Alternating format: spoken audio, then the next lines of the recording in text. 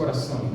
E se você conhece, me acompanhe. Se você não conhece, vai escutando, daqui a pouco você aprende. Creio em Deus Pai Todo-Poderoso, Criador dos céus e da terra, e em Jesus Cristo, seu único Filho, o nosso Senhor, o qual foi concebido por obra do Espírito Santo, nasceu da Virgem Maria, padeceu sob o poder de Pôncio Pilatos, foi crucificado, morto e sepultado, e ao terceiro dia ressurgiu dos mortos, subiu aos céus, está sentado à destra de Deus Pai Todo-Poderoso, de onde há de vir para julgar os vivos e os mortos. Creio no Espírito Santo, na Santa Igreja de Cristo, na comunhão dos santos, na remissão dos pecados, na ressurreição do corpo e na vida eterna. Amém. Amém. Que Deus abençoe cada um dos irmãos. Muito obrigado pelo comprometimento e com a generosidade de cada um dos irmãos. Acho que as nossas jovens agora vão subir, né, com o Diego, para a aula delas. As nossas jovens aí dos 11, 10, 11, 12 anos. Fiquem à vontade.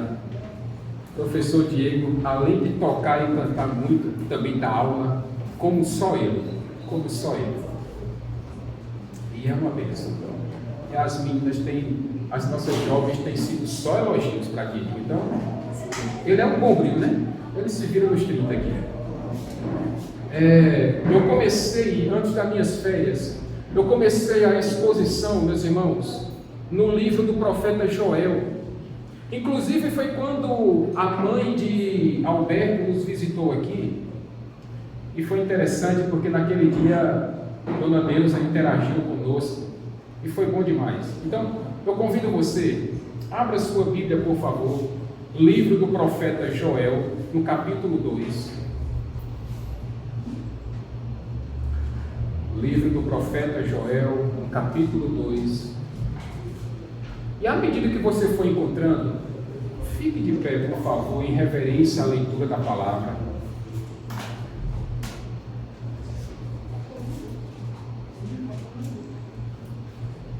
Livro do profeta Joel, capítulo 2. Todos encontraram, irmãos? Diácono Davidson, por favor, você faz a leitura do versículo 1 até o versículo 17.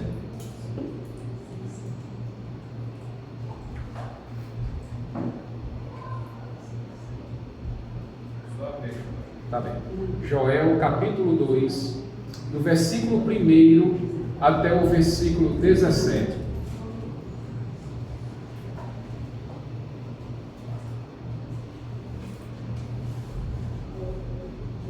Profeta menor, não porque é menos importante, mas porque escreveu pouco, apenas 3 capítulos.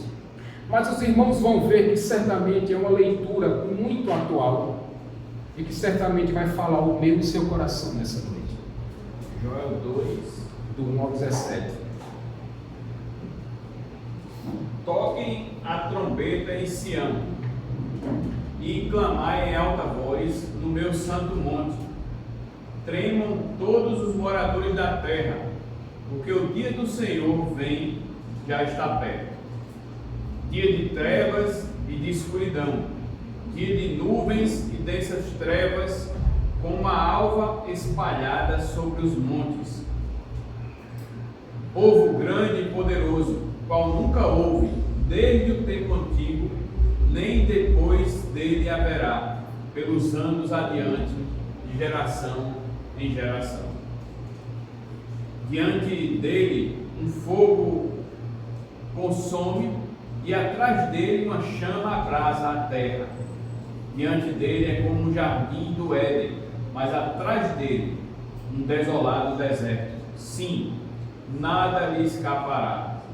A sua aparência é como a de cavalos, e como cavaleiros assim correm. Como estrondo de carros, irão saltando sobre o cume dos montes. Como o ruído da chama de fogo que consome a pragana, como um povo poderoso, posto em ordem, para o combate. Com um barulho semelhante ao de carros de guerra, saltam sobre os cumes dos montes, como um fogo crepitante que consome o restolho, como um exército poderoso em posição de combate. Diante deles, povos se contorcem angustiados, todos os rostos ficam pálidos de medo. Eles atacam como guerreiros, escalam muros como soldados, todos marcham em linha, sem desviar-se do curso, não empurram uns aos outros, cada um marcha sempre em frente, avançam por entre os dardos e ainda que caiam, não desistem. Lançam-se sobre cidade, correm ao longo do muro, sobem nas casas, entram pelas janelas como os ladrões. Diante deles a terra treme, os céus estremecem, o sol e a lua escurecem, as estrelas param de brilhar. O Senhor levanta a sua voz na frente do seu exército. Como são numerosas as suas tropas, como são poderosos os que obedecem à sua ordem, como é grande o dia do Senhor, como será terrível, quem poderá suportá-lo? Agora, porém, declara o Senhor: voltem-se para mim de todo o coração, com jejum, lamento e pranto, rasguem o coração, não as vestes, voltem-se para o Senhor, o seu Deus, pois Ele é misericordioso e compassivo, tardio em irar-se e cheio de amor leal. Arrepende-se e não envie a desgraça. Talvez Ele volte atrás, arrependa-se e ao passar deixe uma bênção, ofertas de cereal e ofertas derramadas para o Senhor seu Deus. Toquem a trombeta em Sião, consagrem um jejum, convoquem uma assembleia sagrada, reúnam o povo, consagrem a assembleia, ajuntem os anciãos, reúnam as crianças, mesmo as que mamam no peito, que o noivo saia do seu quarto e a noiva do seu aposento, que os sacerdotes que ministram diante do Senhor chorem entre o pórtico do templo e o altar, orando: poupa o teu povo, Senhor, não entregues a tua herança ao desprezo e à zombaria entre as nações, porque diriam entre os povos: onde está o Deus deles? Muito obrigado, Pai Santo, pela leitura da Tua Palavra. E o que nós te pedimos, Senhor, nessa noite é que Teu Santo Espírito nos dê o entendimento necessário para que essas duras palavras, ó Deus, possam ser entendidas, interpretadas e colocadas em prática em nossas vidas, Deus. Ajuda-nos pelo poder da Tua Palavra e pelo poder do Teu Santo Espírito, e assim nós te agradecemos, em nome de Jesus. Amém. Podem sentar, irmãos.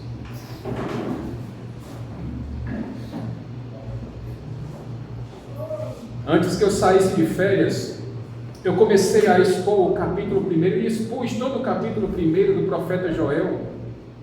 E foi interessante, meus irmãos, porque cerca de 2.500 anos atrás, Deus levantou o profeta Joel.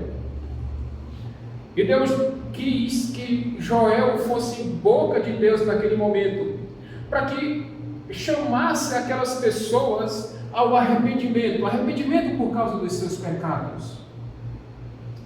Mas porque o povo de Deus não quis se arrepender, então, como um pai zeloso, um pai cuidadoso que ele é, ele mandou uma disciplina sobre o seu povo, sobre o povo de Israel.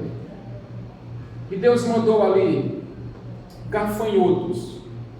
E por isso que eu me lembrei da mãe de Alberto, porque ela ainda hoje ela planta em roçado, ela ainda planta, ela é agricultora.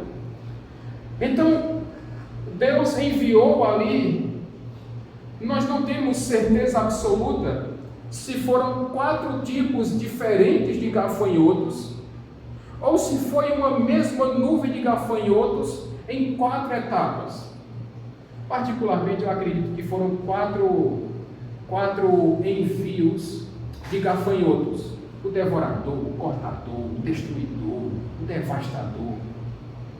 E quando aqueles gafanhotos vieram, destruíram tudo, todas as plantações, todas as lavouras, todas as árvores frutíferas, tudo simplesmente acabou, até o talo, até o talinho, até o galho daquelas plantas, daquelas árvores, aqueles gafanhotos destruíram.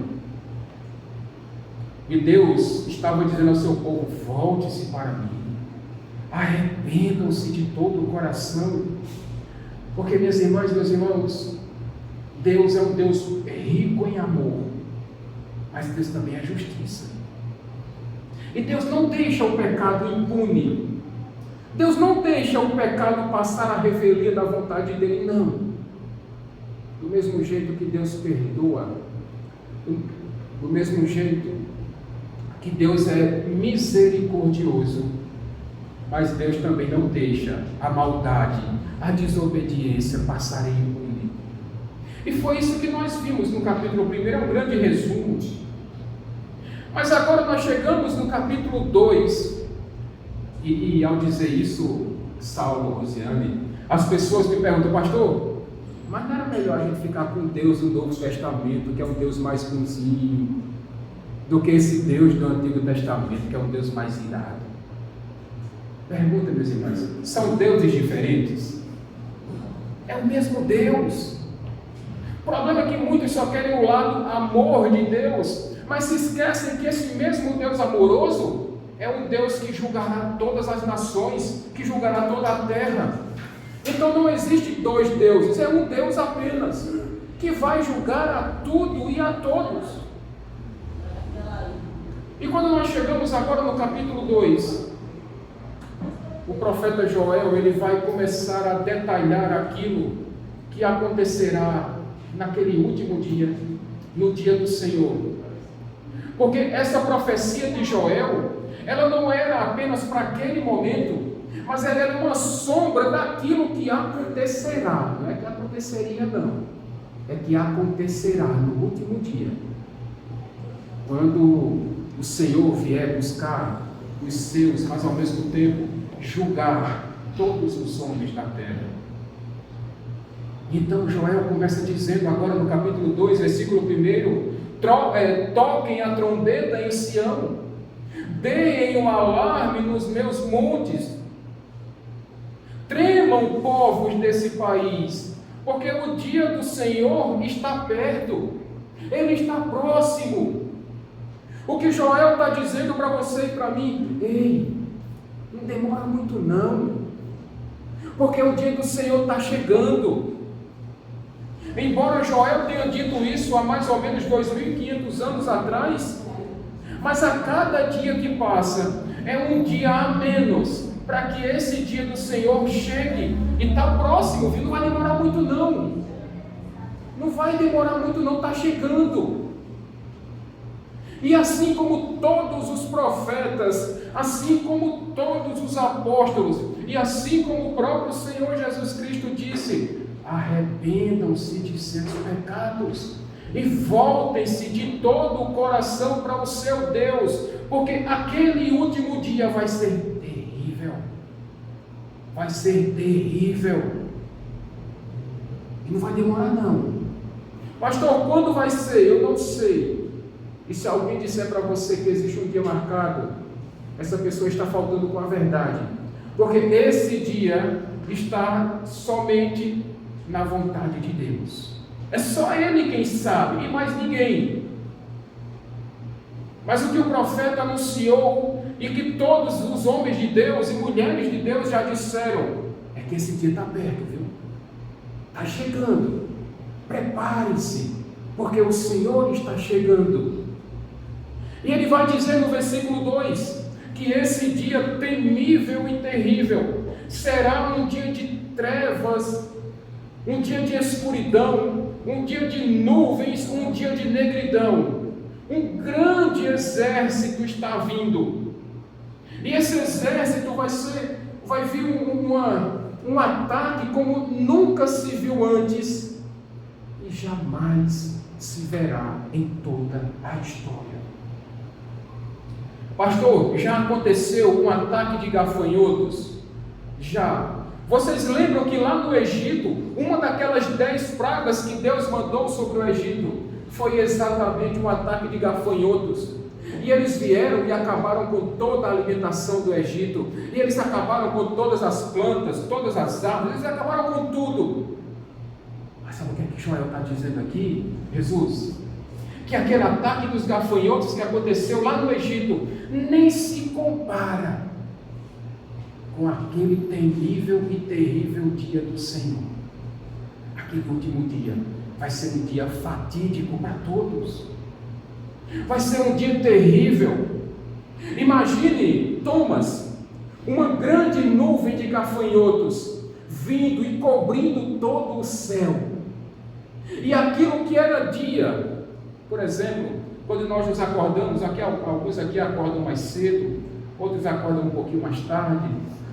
Mas quando você abre a janela do seu quarto, ou quando você abre a porta da sua casa, e quando você tem o privilégio num dia ensolarado, como nós temos aqui em João Pessoa, e você olha para os céus e vê aquele sol, e vê aquela claridade toda, mas imagina o dia, meio-dia, se tornando trevas, se tornando escuridão, porque uma grande nuvem de gafanhotos está vindo, enviada pelo próprio Deus, cobrindo todo o céu, apagando todas as luzes, e as pessoas não conseguindo ver mais nada. O profeta continua dizendo, assim como a aurora, ou seja, a claridade vai iluminando tudo, assim também será a escuridão, quando essa nuvem de gafanhotos vier. Vai ser um dia terrível, minhas irmãs e meus irmãos, e eu creio em Deus que, quando esse dia chegar, as pessoas que estiverem aqui presenciando esse fato, dirão, Senhor, tem misericórdia do teu povo, tem misericórdia do teu povo, se compadece, ó Deus, dos teus filhos. Mas não vai ter mais como voltar atrás, não vai mais ter. Vai ser tão horrível, meus irmãos, meus irmãos, que Joel continua dizendo, olha, quando eles vierem, diante deles virá um fogo devorador, e atrás deles chamas. Diante deles será como o jardim do Éden. E assim como as escrituras sagradas descrevem o jardim do Éden, aquele jardim bonito, Luciana, aquele jardim todo sortido, de toda espécie de plantas, de árvores frutíferas, com seus rios correndo, com aquela coisa bonita. Mas quando o exército do Senhor vier naquele último dia, quando eles passarem, eles deixarão tudo devastado, tudo acabado, não ficará pedra sobre pedra. Talvez a nossa cabeça seja difícil entender isso, Daniel, mas talvez o que nós temos de mais próximo para a nossa realidade, Yennefer, seja o que aconteceu recentemente lá no Rio Grande do Sul, lá em Porto Alegre e outras cidades. Quando aquela tempestade aconteceu lá, quando aquela enchente veio, muitos proprietários de fazendas, de terras, quando eles foram dormir, Cauê, estava tudo bonito demais. Os animais pastando lá, ou dormindo lá, nos piquetes lá, nos currais. Aquelas plantações bonitas, de soja, de arroz, coisa bacana.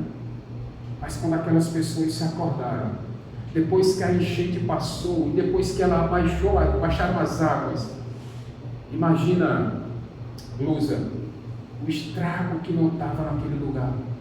E até hoje, nós temos celeiros revirados, destruídos. Nós temos fazendas que aonde existiam terras, agora só existem pedras. E olha que nem foi o fogo devorador do Senhor. Porque, minhas irmãs, meus irmãos, esse mundo será devastado, esse mundo será destruído pelo fogo devorador do Senhor naquele último dia. E eu acho interessante que às vezes as pessoas, talvez por falta de conhecimento bíblico, mas as pessoas ficam dizendo, Senhor, manda fogo, Senhor, precisa de fogo. É o fogo, Senhor. Não pede não. Ele não pede não. Porque, via de regra, fogo na Bíblia significa juízo ou disciplina de Deus. Então, quando você pede lá, Senhor, manda fogo, sabe o que é que você está pedindo? Senhor, manda destruição, manda juízo, Deus, sobre a minha vida, manda disciplina, Deus, sobre a minha casa, sobre a minha família, sobre as pessoas a quem eu amo.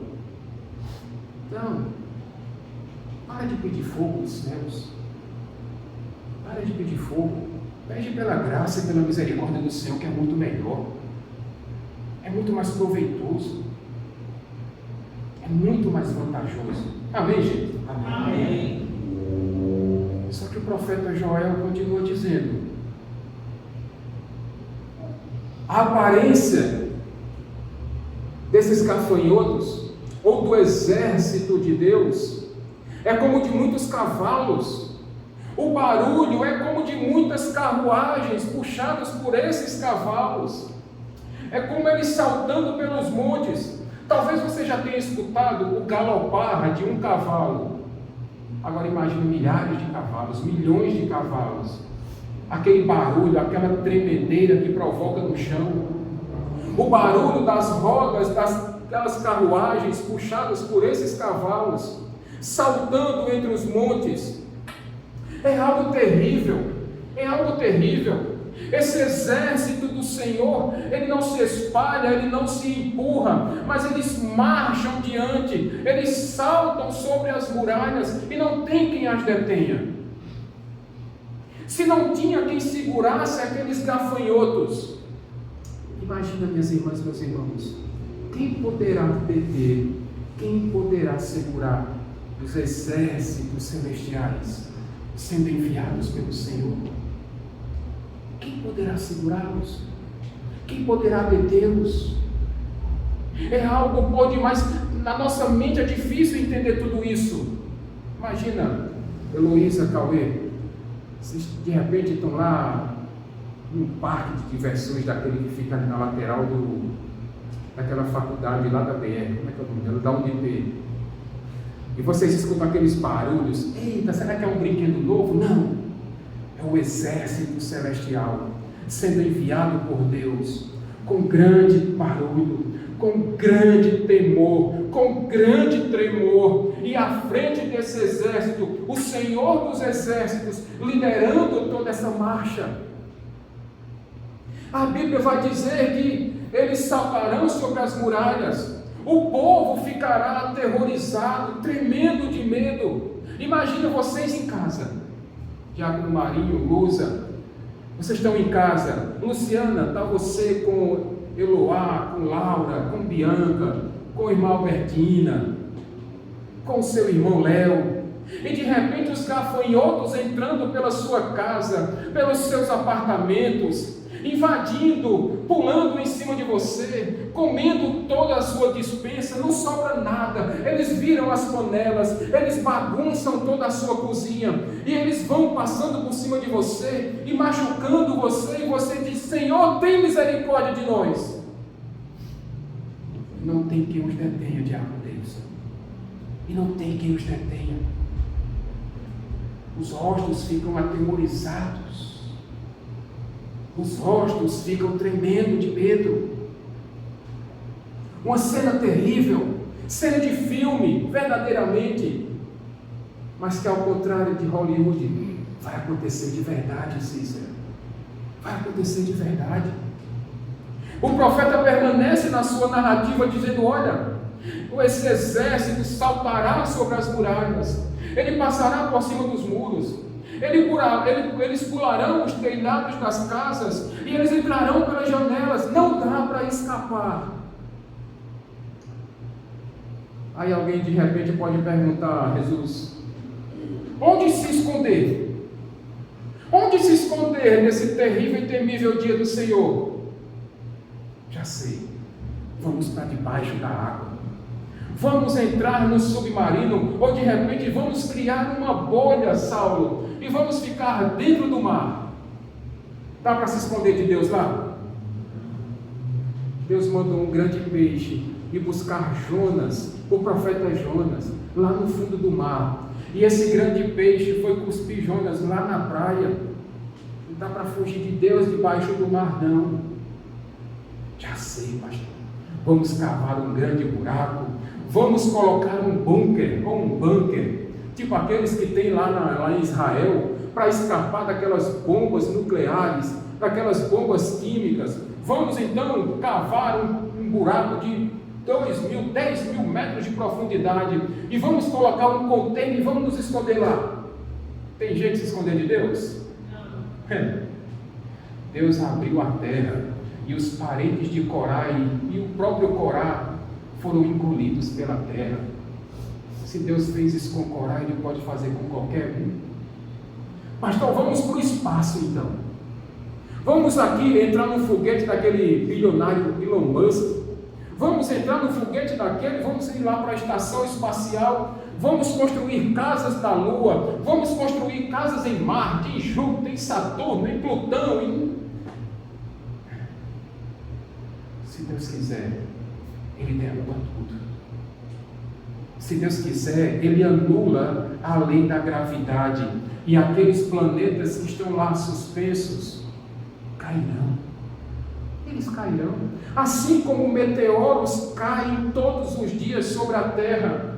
Nada escapa do poder da mão poderosa, da mão providencial do Senhor. Ninguém consegue escapar do Senhor. Então, já que ninguém consegue escapar do Senhor, endireita a sua vida em nome de Jesus. Arrependa-se dos seus pecados. Endireite a sua vida. Retorne para Jesus Cristo, porque essa é a melhor coisa que você tem a fazer em vida. Mas acontece que o profeta continua, não para por aí não. Ele diz, olha, a terra tremerá, os céus tremerão, as estrelas pararão de brilhar. Quão terrível será esse dia. O dia do Senhor está próximo. E Ele está vindo adiante do seu poderoso exército. Desculpa. Então o profeta faz uma pergunta que quase não tem resposta, mas tem. Quem poderá suportar esse dia do Senhor? Irmã Adelaide, irmã Dorinha, Vitor. Quem poderá suportar este terrível e temível dia do Senhor? Sabe qual é a resposta? Deus. Ninguém. Ninguém poderá suportar esse dia do Senhor. O mais importante que eu e você temos a fazer é nos submetermos a esta palavra, é nos, diante de Deus, confessarmos os nossos pecados, arrependermos-nos de todo o coração e voltarmos para Deus. Isso é o que nós precisamos fazer. Nós não podemos e não devemos nos submeter a este mundo, aos prazeres deste mundo. Nós não podemos simplesmente aceitar que o mundo quer que nós viremos as costas para Deus. O mundo tem tentado nos engolir, Saulo, Rosiane. O mundo tem tentado afastar o povo de Deus da casa do Senhor. O mundo tem tentado enganar os nossos corações, colocando atrativos para nossas vidas. O mundo tem colocado coisas bacanas, prazeres mundanos. Mas eu queria lembrá-los de que você não precisa se render a este mundo. Você pode permanecer firme, Vitor, Daniel. Você pode permanecer firme e não negando ao seu Deus. Lembram de Daniel, o jovem Daniel, não o nosso Daniel aqui, mais jovem, profeta Daniel, que na sua adolescência foi levado para a Babilônia. Ele estava longe dos pais, ele estava longe dos seus familiares, ele estava longe das pessoas que ele amava, ele estava longe dos seus líderes religiosos, mas Daniel não se curvou à vontade de Nabucodonosor. Daniel, ele tomou a decisão de não se corromper, de não se contaminar com os alimentos da Babilônia, dos prazeres da Babilônia, das bebidas da Babilônia e de tudo mais que era oferecido para que ele virasse as costas para o seu Deus. ele ficou firme. Ele permaneceu de pé na presença do Senhor. A tal ponto que quando muitos fraquejaram, Daniel permaneceu firme. E ele acabou se tornando conselheiro do próprio Nabucodonosor, porque Deus esteve com ele em todos os momentos da sua vida. Daniel era um homem de oração 3 vezes ao dia. Ele dobrava os seus joelhos e orava. 3 vezes ao dia, ele intercedia diante de Deus pelo seu povo. Ele pedia perdão não apenas pelos seus pecados, mas pelos pecados do seu povo. E olha que exemplo bacana ele fez, Jesus, para nós seguirmos. É não sucumbirmos, não nos curvarmos a este mundo e sejamos firmes, fiéis e obedientes à palavra de Deus. E fiéis à palavra de Deus. Agora a pergunta foi: quem poderá suportar esse terrível e temível dia do Senhor? A resposta é ninguém. Mas pastor, o que fazer então agora? O que fazer diante de uma situação tão difícil como essa? Não o profeta, mas o próprio Deus respondeu. E ele disse: agora o Senhor é quem diz: voltem-se para mim de todo o coração. Não é só um pedacinho do seu coração, não. Deus está dizendo: volte-se para mim de todo o seu coração, com jejum, lamento e pranto. Sabe o que é que Deus está dizendo nessa noite para você e para mim? Ei, volte-se para mim de todo o seu coração, mas não me dê apenas um pedaço do seu coração, porque um pedaço eu não aceito. Ou você se entrega para mim, diz o Senhor, de todo o seu coração, com todas as suas forças, com todo o seu entendimento e de toda a sua alma. O Deus não recebe migalhas. O Deus não recebe migalhas, Lusa. Ou você dá todo o seu coração e todo o seu ser a Deus. O Deus não se satisfaz com um pedacinho, com migalhas, com restos. Para Deus tem que ser tudo, tem que ser o seu melhor. Não basta ser o seu tudo, tem que ser o seu melhor, porque Deus deu o melhor que Ele tinha por você e por mim. Ele deu o seu único filho para morrer por você e por mim naquela cruz do Calvário. Então Deus não exige, veja bem a palavra que eu estou dizendo, não é que Deus está implorando, Deus está exigindo todo o seu coração, todo o seu ser, tudo o que você é e tudo o que você tem são do Senhor. E você precisa voltar-se para Ele com jejum. E pense numa prática que tem sido abandonada pelos crentes. Mas pastor, eu não consigo ficar sem tomar café da manhã, senão escurece a visão, senão eu começo a ver estrelinha, senão eu fico mal-humorado, mal-humorada, senão a pressão sobe ou a pressão baixa, senão a barriga começa a roncar, senão eu não consigo trabalhar, senão. E o jejum vai empurrar lá abaixo. Ele diz: volte-se para mim com lamentos. E qual foi a última vez que você se lamentou por causa dos seus pecados e por causa dos pecados do mundo? Ou você simplesmente disse: não, deixa isso para a igreja, lá na igreja a gente vê isso, mas aqui no meu dia a dia sou eu é que resolvo, eu é que decido. Está errado, está errado. Qual foi a última vez que você chorou por causa dos seus pecados? Ou será que o seu coração já está tão duro que você já nem consegue chorar por causa dos seus pecados? Será que você nem se escandaliza mais com os pecados do mundo? Será que o Supremo Tribunal Federal, quando legaliza o porte de drogas, para você tanto faz como tanto fez? Será que o Supremo, tentando aprovar e legalizar o aborto, será que para você é só mais uma notícia? Ou será que você ainda consegue se assustar? Será que você ainda consegue se escandalizar com notícias dessas? O Senhor está querendo que você chore mais pelos seus pecados, lamente-se mais pelas mazelas deste mundo. O que Deus está dizendo nessa noite: rasgue o seu coração, não as suas vestes, não as suas roupas, mas rasgue o seu coração.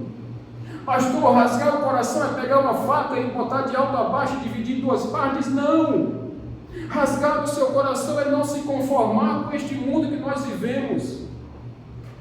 Rasgar o seu coração é se apresentar diante do Senhor como alguém que necessita da graça e da misericórdia de Deus todos os dias, todos os instantes.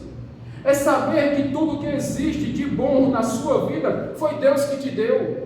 Que tudo de ruim que você faz, aí é culpa sua mesmo. E é por isso que você e eu precisamos tanto de Deus. É reconhecermos que nesse mundo jaz o maligno, que nesse mundo opera e reina a maldade, a corrupção, a desobediência, a teimosia, a traição, o engano, o roubo, o assassinato.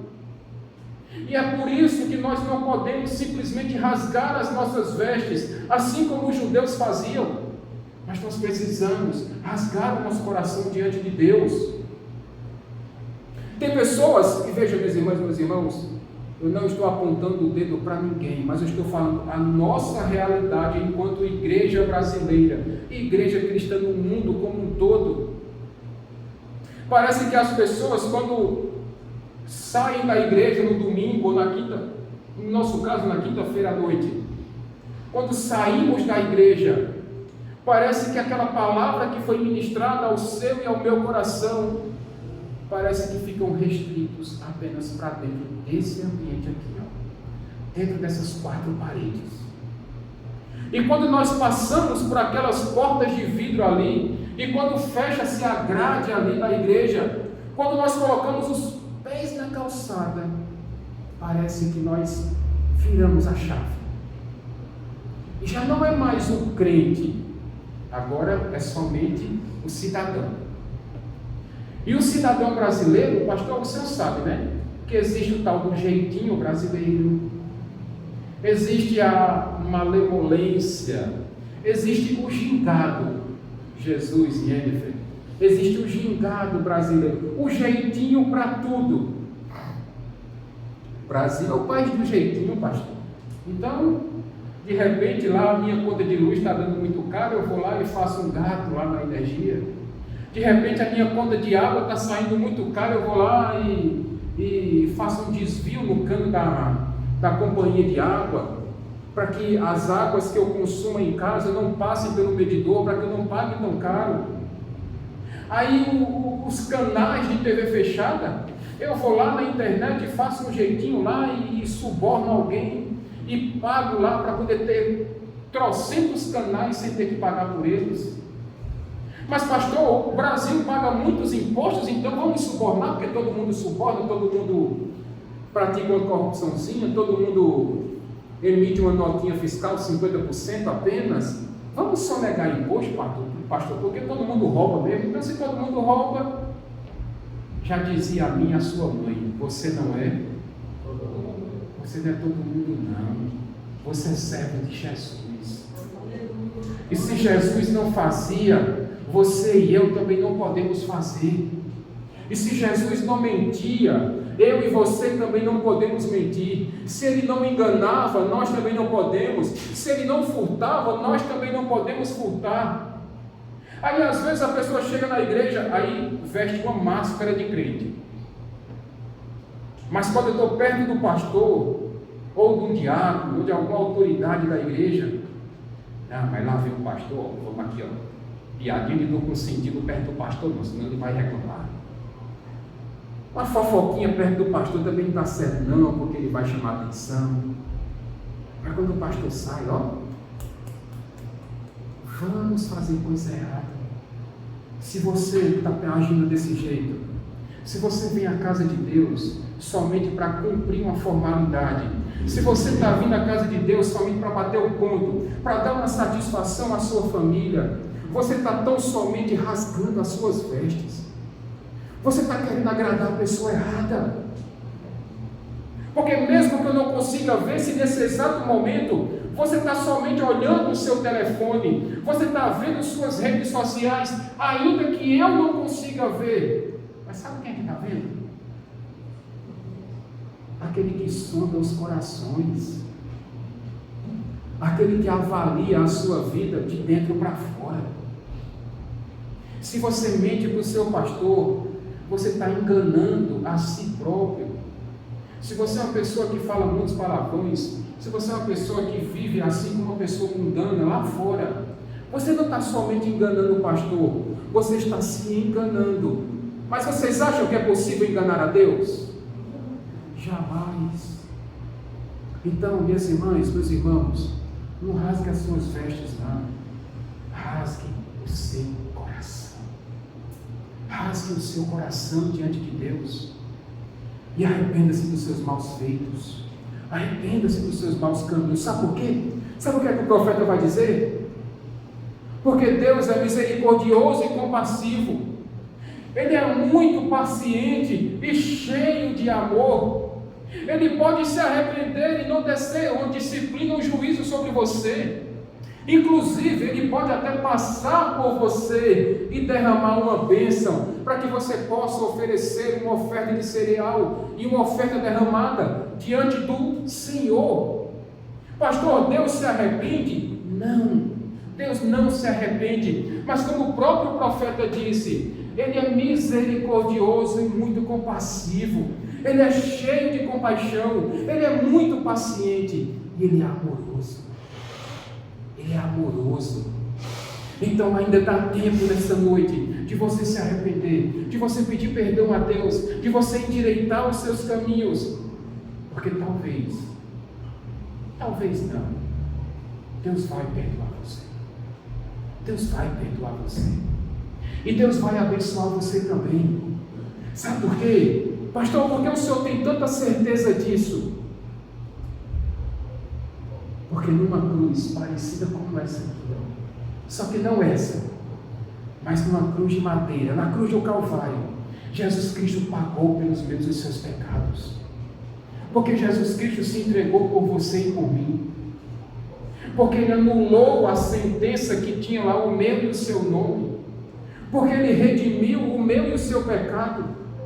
Porque com a justiça de Jesus Cristo, Ele colocou em você e em mim, e agora a justiça de Cristo foi colocada, foi imputada em você e em mim, e as minhas culpas e as suas culpas foram carregadas por Cristo Jesus.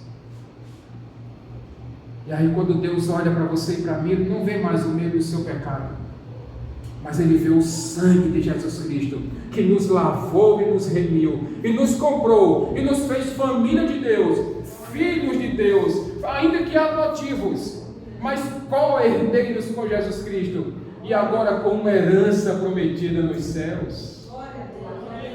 Nós temos essa herança prometida não por causa dos nossos méritos, mas por causa dos méritos de Cristo, por causa da obra redentiva de Jesus Cristo, por causa do sacrifício perfeito e definitivo de Jesus Cristo. E Jesus vai dizer mais uma vez: voltem-se para mim, voltem-se para o seu Deus, voltem-se para o seu Deus. Lembrem-se que a misericórdia de Deus é muito grande.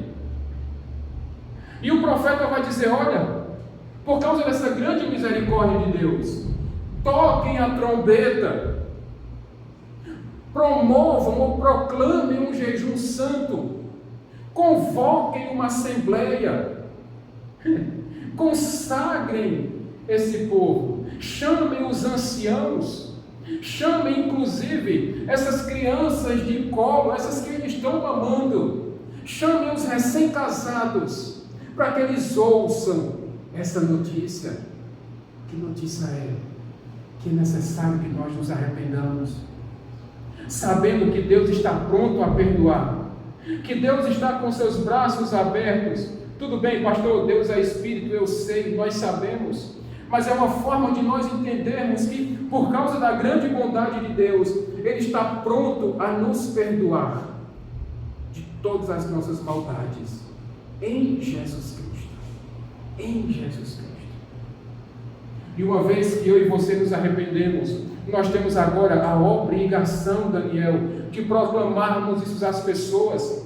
É por isso que nós precisamos chamar os anciãos, chamar as crianças pequenas, como elas estão lá na sala, na igreja de gente pequena lá em cima.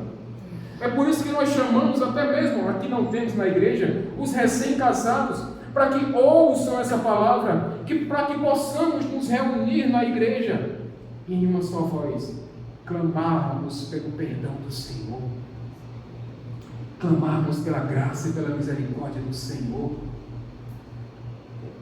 E essa palavra é tão importante que ela não se destina apenas aos anciãos, às crianças pequenas, aos recém-casados, mas ela também serve aqui para os ministros que proclamam a palavra do Senhor. O profeta vai dizer para ministros: se fosse hoje, nós diríamos para os pastores: chorem quando vocês entrarem nas suas igrejas. Eu não consigo me esquecer, minhas irmãs, meus irmãos, que naquele período que nós estávamos em lockdown, ali pelo ano de 2020, 2021, eu lembro que eu entrei na igreja, ainda não era nesse prédio, era no outro, ali do outro lado da rua. E quando eu fui lá pegar as contas que precisavam ser pagas, estávamos apenas eu e Elisângela. E aquele espaço vazio, onde nós cantamos, louvamos, adoramos a Deus, onde tem sempre aquela alegria que nós temos aqui antes e depois do culto, e durante o culto. Mas aquela igreja, Rosiane, estava vazia.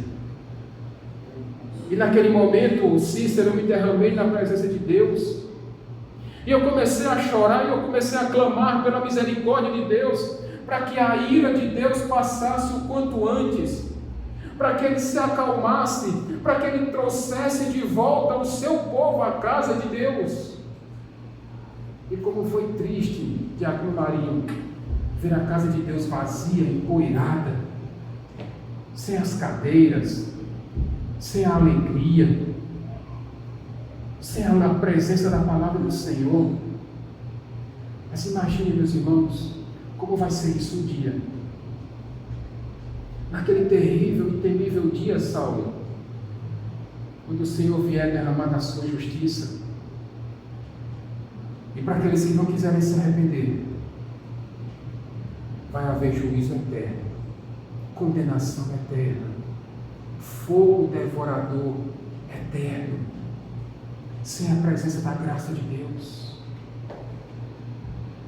E aos ministros cabe uma oração, e a oração que o profeta falou para os ministros de Deus, dizendo: Senhor, tem misericórdia, não por causa do teu povo, porque o teu povo não está merecendo, mas é por causa da glória do teu nome, Senhor. É para que o teu nome seja exaltado, magnificado, engrandecido. Porque se tu derramares da tua justiça, da tua ira permanente sobre o teu povo, os teus inimigos dirão: cadê o Deus de vocês, que abandonou vocês aqui? Cadê o Deus de vocês? Cadê o todo-poderoso Deus que vocês anunciam? Deixou vocês. E assim como tantos outros homens de Deus disseram, Luciana, quando nós clamamos pela misericórdia do Senhor, não é por causa dos nossos méritos, mas é apesar dos nossos deméritos. É por causa do nome do Senhor, da santidade dEle, da majestade dEle, do poder dEle, da grande glória do nome de Deus, é que nós clamamos pela bondade dEle. Naquele terrível e temível dia, saibam, minhas irmãs e meus irmãos, que só será abrandada a justiça dEle sobre nós por causa do amor perfeito e definitivo de Jesus. É por causa do amor incondicional de Deus para com os seus eleitos, para com os seus escolhidos, que nós seremos poupados de toda essa justiça e de toda essa ira. E eu finalizo a mensagem dessa noite, minhas irmãs e meus irmãos, com algumas aplicações. A primeira delas é que eu queria que você nunca mais se esquecesse que o dia do Senhor está chegando. E o dia dele está próximo, viu? Pastor, quanto tempo vai demorar? Não sei. Mas o profeta vem anunciando isso há mais de 2.500 anos. E você e eu ainda temos a oportunidade de nos arrependermos. E você e eu ainda temos a chance de dizer: Senhor, tem misericórdia de mim, perdoa os meus pecados. Toma conta da minha vida. Senhor, eu entrego a minha vida em tuas mãos. Entrego a minha vida em tuas mãos. Saibam que ninguém consegue se esconder do Senhor. Você pode ir para o fundo do mar, você pode cavar um buraco na terra, você pode morar em outro planeta, mas em todos os lugares o poder do Senhor vai te achar. A mão poderosa do Senhor vai te buscar.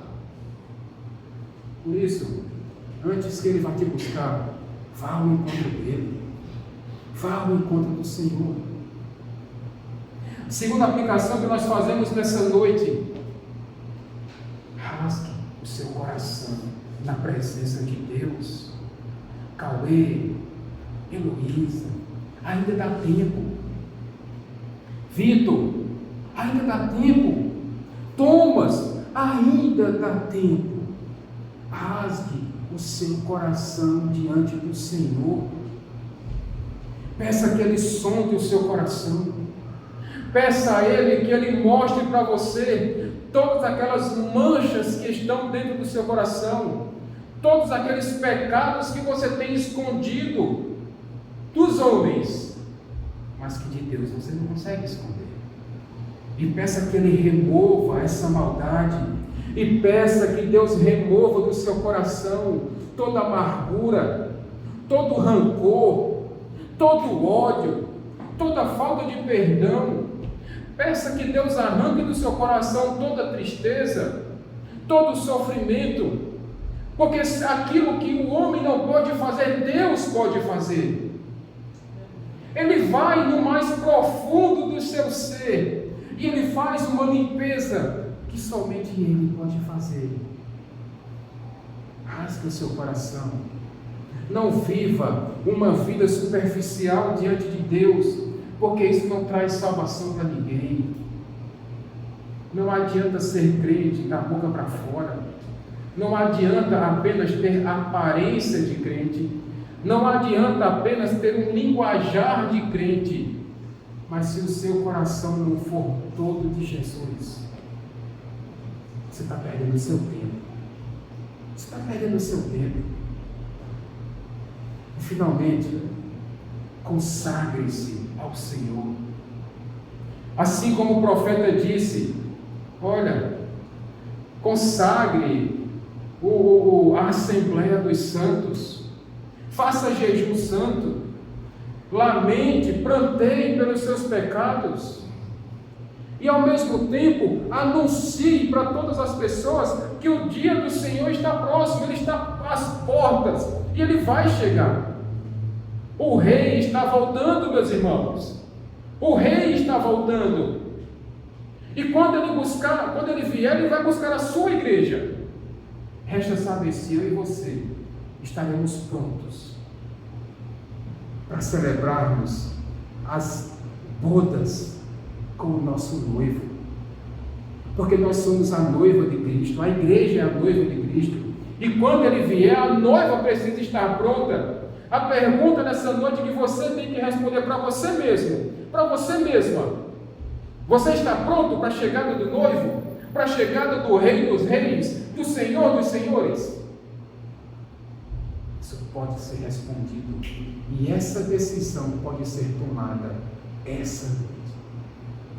Arrependa-se de todo o coração dos seus pecados. Amém, meus irmãos? Amém. Vamos ficar de pé.